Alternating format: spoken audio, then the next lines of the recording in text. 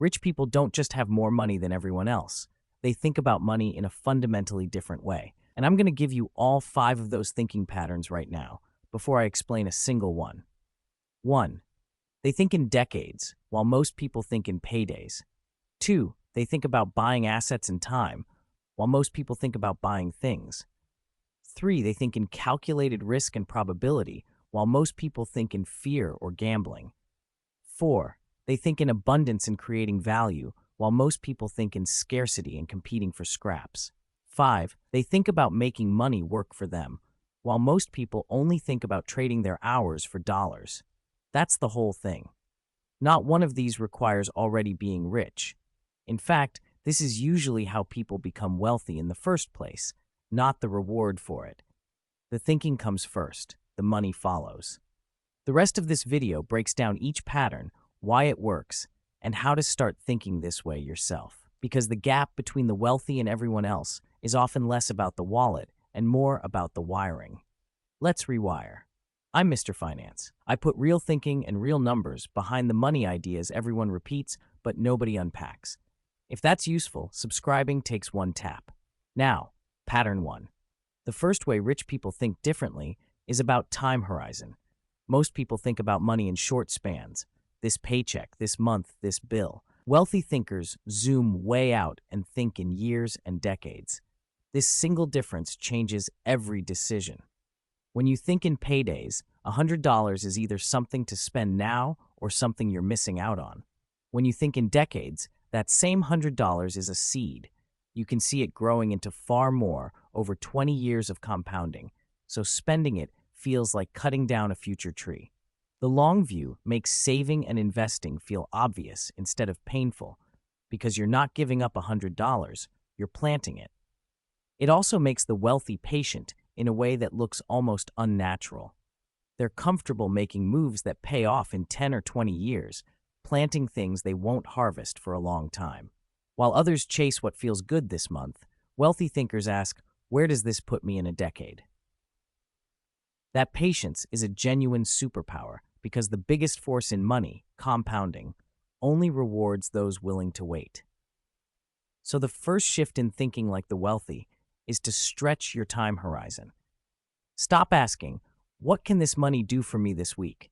And start asking, what will this money become if I let it grow for 20 years? The moment you start seeing your dollars as future trees instead of present treats, you begin making the exact decisions that build wealth, automatically, because now they finally make sense to you. The second pattern is about what they spend money on. When ordinary people get money, they tend to buy things, stuff that feels good and usually loses value the moment they own it. When wealthy people get money, they tend to buy 2 things instead: assets and time. Assets are things that put money back in your pocket or grow in value. Investments, ownership, income-producing things. The wealthy instinctively convert their money into assets so that their money makes more money. Meanwhile, most people convert their money into liabilities, things that cost them more over time, like a car loan or gadgets that depreciate. Same dollar, opposite direction. One flows into things that pay you, the other into things that drain you. And the second thing they buy is time, which most people never even consider purchasing. The wealthy use money to buy back their hours, paying to remove tasks they hate to free up time for what matters, and ultimately buying the freedom to not work at all. They understand that time is the one thing money can genuinely buy that you can never earn back, and they value it above nearly any object. A rich thinker would rather own an asset that frees a future hour than a gadget that impresses for a week. So pattern 2. Before buying something, the wealthy quietly ask, is this an asset or a liability? Does it pay me or drain me? And does this buy me time and freedom or just momentary stuff? You can ask those exact questions on your very next purchase. Most spending decisions look completely different once you filter them through asset or liability, and steering your dollars toward the things that pay you back and free your time is a huge part of how the wealthy think. The third pattern is about how they handle risk, and it sits between 2 mistakes most people make. Many people are so afraid of losing money that they take no risk at all. They keep everything in cash and never invest, quietly losing to inflation. Others swing to the opposite extreme and gamble, chasing hot tips and get-rich-quick bets, hoping for luck. Wealthy thinkers do neither. They think in calculated risk. Calculated risk means understanding that you cannot build wealth with zero risk. Money has to be put to work to grow. But that risk should be measured, understood, and tilted in your favor, not blind. The wealthy take smart risks. They invest in things with a long history of growing. They diversify so no single failure can ruin them, and they only risk what they can afford to lose on the more uncertain bets. They're not fearless, and they're not reckless. They're deliberate. This is why the wealthy aren't paralyzed by the fear that keeps others in cash forever, and also aren't wiped out by the gambling that ruins the reckless. They've made peace with a core truth. Some risk is necessary and good, as long as it's intelligent. A broad, diversified investment held for decades is a smart risk, historically likely to grow with the downside spread thin. A single hot stock tip is a dumb risk, concentrated and unknowable. The wealthy pour their money into the first kind and keep the second kind tiny or avoid it entirely. So pattern 3 is learning to see risk as something to manage, not something to either flee or chase. Ask, what's the realistic downside? How likely is it? And can I survive it? That calm, calculated relationship with risk lets the wealthy put their money to work confidently, while others are frozen by fear or blown up by gambling. It's the middle path, and it's where real wealth is built. The fourth pattern is a deep one about how they see money itself. Many people carry a scarcity mindset, a belief that money is limited, that there's only so much to go around, and that getting more means taking it from someone else or getting lucky. Wealthy thinkers tend to see it the opposite way, through abundance and through creating value. Here's the key insight behind the abundance view. Money is largely created by solving problems and providing value. When you help people, serve a need, or build something useful, money flows to you as a result. It isn't a fixed pie you fight over. It's something that gets created when value is created. So instead of asking, how do I get a bigger slice? The wealthy ask, how do I create more value, solve a bigger problem, help more people, knowing the money follows the value. This is why so many wealthy people are focused on building, creating, and solving rather than just saving and hoarding. They understand that the biggest wealth usually comes from adding value at scale, building a business, a skill, a solution that helps many people. The scarcity thinker guards their small pile anxiously.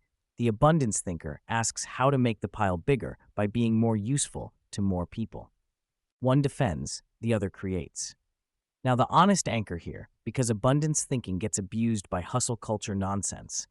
This does not mean money magically appears if you think positive. It means the surest path to more money is to genuinely create more value, build a skill worth paying for, solve a real problem, serve real people. Abundance isn't wishful thinking. It's a focus on contribution over competition. Shift from, how do I grab more, to how do I give more value? And you've adopted one of the most powerful ways the wealthy actually think, and one of the most practical. The fifth pattern ties everything together.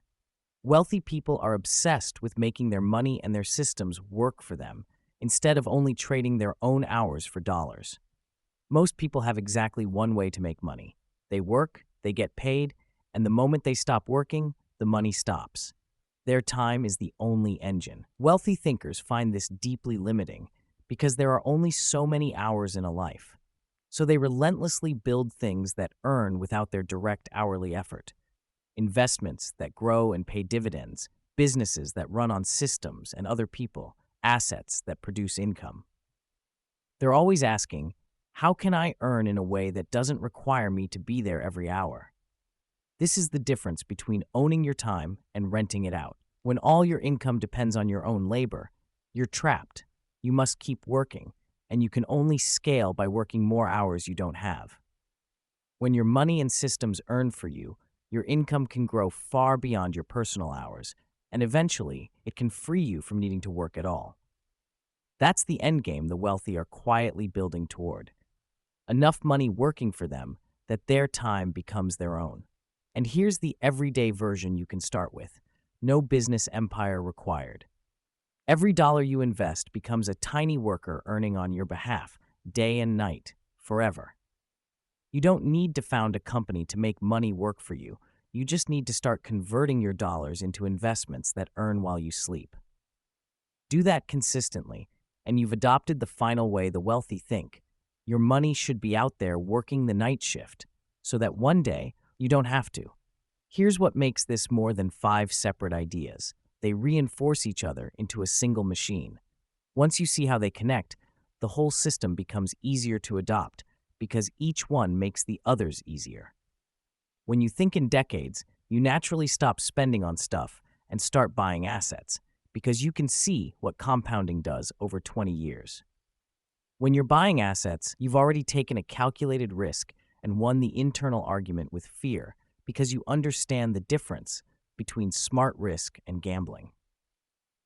When you're building assets, the abundance mindset clicks in.